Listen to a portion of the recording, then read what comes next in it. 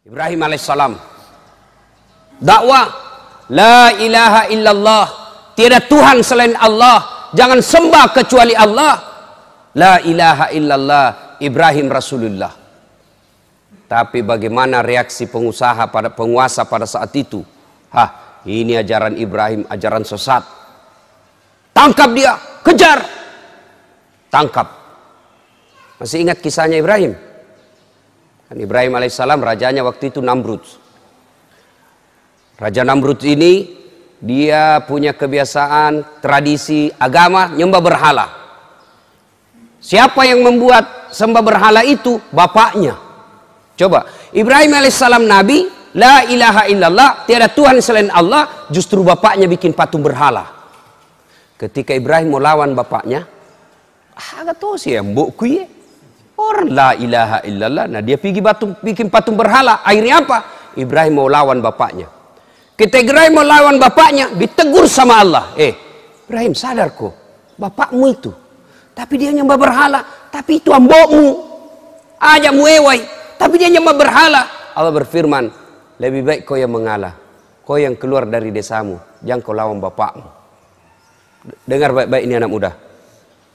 Anak muda sekarang mentang-mentang belajar agama tinggi-tinggi, ada tradisi orang tuanya tidak anggap sesat, bapak ini kafir. Wah, bapaknya bilangi kafir. Ada itu, ada anak-anak saya, sepupu saya di Tarakan, belajar agama, baru 2-3 bulan belajar agama, itu pun belajar agama melalui YouTube. Ilaha illallah. Mak download, dah 1 menit 2 menit. Begitu masih jalan itu ceramah, habis kuotanya, habis itu ceramah. Nah, pahami setengah-setengah. Langsung nak bilang, bapak ini bid'ah. Kenapa kau bilang kau bid'ah, sesat? Tak sia. Tidak ada pada zaman Nabi tak sia. Nah, ini langsung bapaknya marah. Bertengkar. Saya bilang, di mana kau belajar agama dong?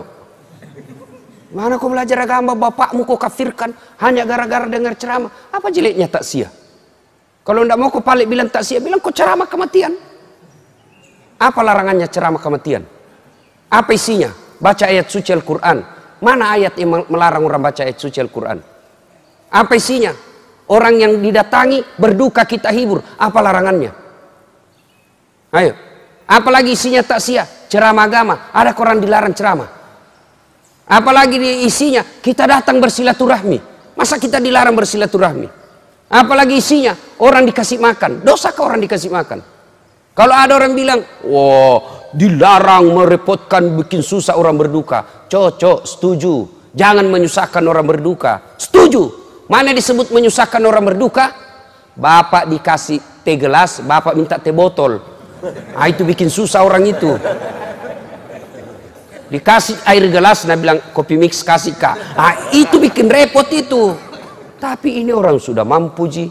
Lagi pula itu di Makassar saya lihat, bukan lagi tuan rumah yang sediakan kue, tapi orang-orang tamu, ada yang bawa roti gulung, ada yang bawa teh, ada yang bawa kue tradisional. Lalu apa salahnya? Kita bersedekah. Kalau judulnya tak sia, kau tidak mau bilang ceramah tak sia, sudah bilang saja pengajian atas berdukanya meninggalnya ini. Sudah. Sama maulid bid'ah, tidak ada pada zaman Nabi. Cocok. Kalau tidak mau kepalik lagi pakai istilah maulid, pakai saja sirah nabawiyah, ceramah tentang Nabi. Apa salahnya bos? Adabnya Ibrahim alaihissalam, tegur sama Allah. Bapaknya nyembah berhala namanya Azar, bikin patung. Ibrahim mau ribut. Sadar kau Ibrahim, ambokmu ya tuh, ajak muewai. Kau yang keluar dari desamu. Coba. Begitu kita wajib menghormati orang tua. Jadi bapak-bapak yang masih ada orang tuanya pulang kampung lalu ketemu. Jangan lagi bilang, Mas Oli ongkosoe. La ilaha illallah. Anak pacilakana. Pernah itu hitung-hitung orang tua tak? Pernah itu hitung-hitung orang tua tak waktu tak nak kasih sekolah ki? Andai saja bisa nak jual harga dirinya, nak jual dirinya untuk kita sekolah. Masa gara-gara sewa pesawat kita berpikir? Siti Najani itu yubalikan ngagaga untuk tomat-tomat. Siti Naja sangat sepantasnya kita jual kita punya harta untuk membahagiakan orang tua. Ini anak-anak nih, anak-anak sekolah. Kita ini juga orang tua. Nih bapak-bapak, muliakan orang tua. Biasanya bapak-bapak tidak muliakan orang tua karena takut sama istrinya. Saya bilang sama istriku, boleh kau marah sama saya, boleh kau maki-maki saya, boleh kau lempar kepalaku, yang penting tidak kena. Toh, satu yang tidak boleh, jangan lalu kau atur-atur ke soal orang tuaku. Jangan pernah saya dengar kau menyakiti perasaan orang tuaku. Begitu saya dengar kau sakiti perasaan orang tuaku, wabillahi taufiq wal hidayah. Toh, belum tentu kita jodoh sampai ajal, tapi yang namanya orang tua tidak ada istilah bekas. Belajar dari Ibrahim alaihissalam.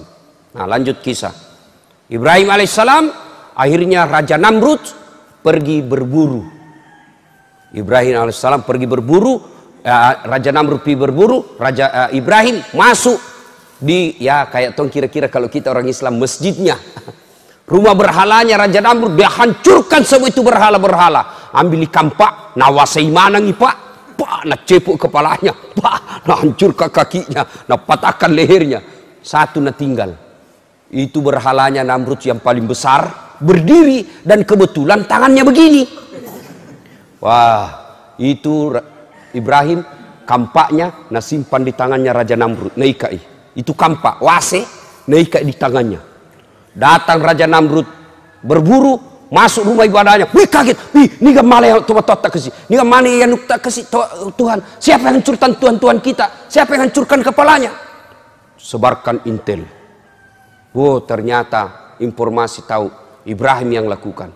Ibrahim sidang, disidang, lalu dinyatakan Ibrahim menurut penelitian dan pemeriksaan kamu yang hancurkan Tuhan-Tuhan kami. Nah bilang Ibrahim, siapa bilang? Bukan saya. Kandalakah kalau saya? Tentu dalam hadis tidak ada bilang kandal. Dalam cerita tidak ada bilang kandal. Tahu aja enggak? Bukan saya. Apa kata Ibrahim? Bukan saya, ini. Nah ini boleh-boleh tulis namanya ini. Nah bilang bukan saya, ini. Kata ininya, ini menunjuk dirinya, meskipun tangannya menunjuk patung. Bukan saya, ini. Nah ini boleh-boleh tulis namanya ini. Saya itu tulis itu kan perlu bersayap dia kalau berbicara. Kenapa kau terlambat? Tidak terlambat, kau yang cepat datang.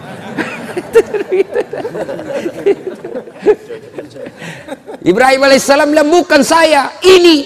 Wah sudah, tidak perlu. Dia bilang, siapa tahu dia? Kenapa aku bilang? Siapa tahu cemburu. Nah dia banyak Tuhannya, saingannya, nah habis ini, tidak mau kalau banyak saingannya, nah bukan semua. Lah bilang Raja Namrud, Ibrahim, gila kok. Semua apa? Mana bisa ini goyang? Tidak bisa goyang, tidak bisa ngapa-ngapain. Kenapa balik kau sembah?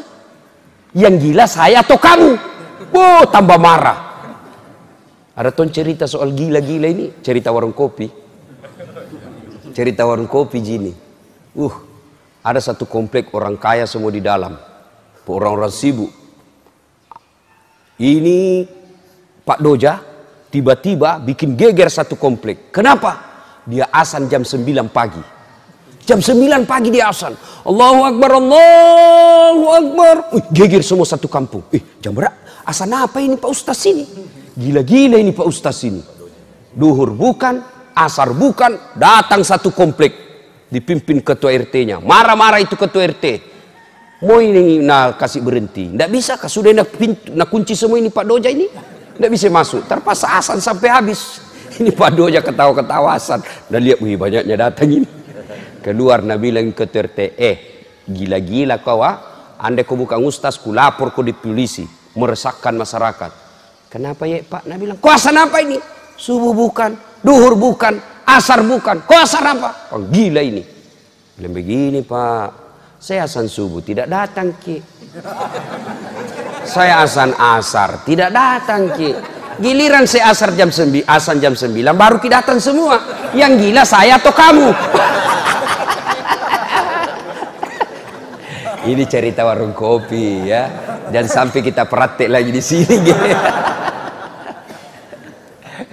Hai Bapak saudara-saudara sekalian, akhirnya Raja Namrud bikin keputusan hukum, Ibrahim harus dibunuh dan dibakar di lapangan untuk jadi pelajaran buat orang lain supaya dia tidak ulang. Dikumpullah api, menyala besar. Lalu Ibrahim alaihissalam diikat, dilempar masuk ke dalam bara api. Dilemparnya tidak pakai tapi dipateki, ketapel. Kan besar sekali tuh api, jadi siapa yang dekat kepanasan, dipatek Pak, dikasih masuk. Tahu kak patek tuh? Ketapel, tahu? Tuh patek. Waktu dulu SMP patek-patek, dibikin dari apa itu? Pangka kayu begini, dikasih karet, baru kita kasih bengkok itu kasih bentuk paku, baru dipatek mangganya orang. Bah! Jatuh, pas jatuh nak kejar yang punya. Masa lalu, tapi sudah meminta maaf. Nah, ibu bapak, saudara-saudara sekalian, dibakarlah Ibrahim dalam api yang sangat besar.